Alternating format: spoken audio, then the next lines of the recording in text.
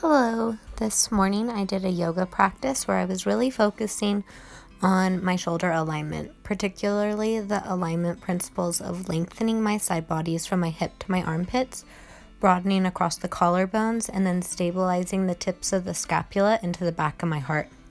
So the first thing you need to do is lengthen from your hips to your armpits to help encourage a better posture of standing more upright, and to lengthen those muscles that tend to get short and tight from slouching.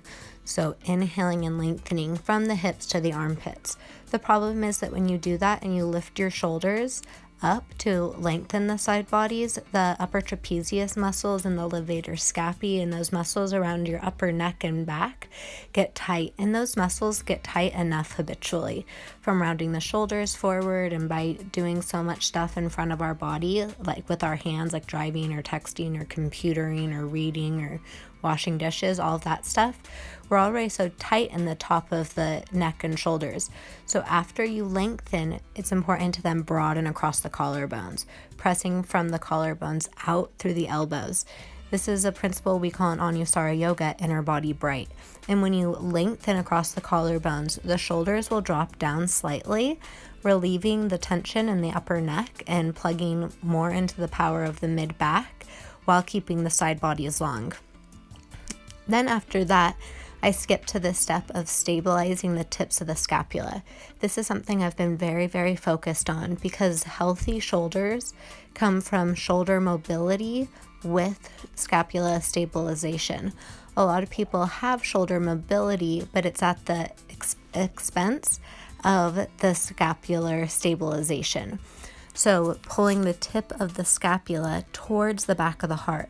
Again, from our habitual posture, the tip of the scapula will wing off of the back towards the ribs and the pec muscles, and that puts the rotator cuff at a great risk of injury.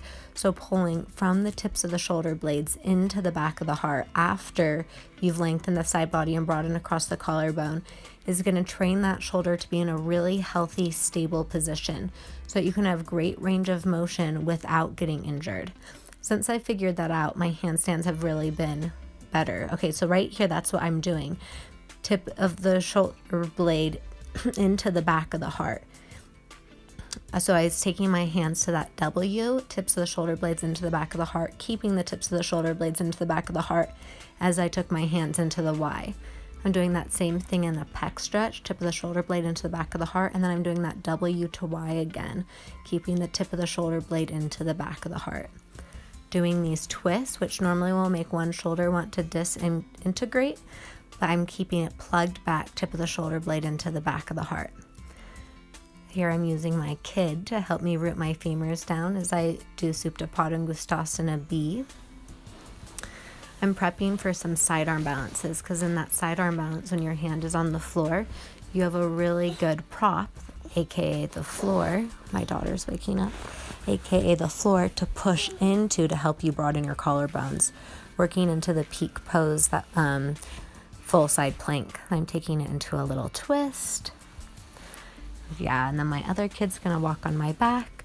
So for healthy shoulders, right? Healthy, happy shoulders, you need to find shoulder mobility. How much range of motion can you do healthfully while keeping that tip of the shoulder blade into the back of your heart?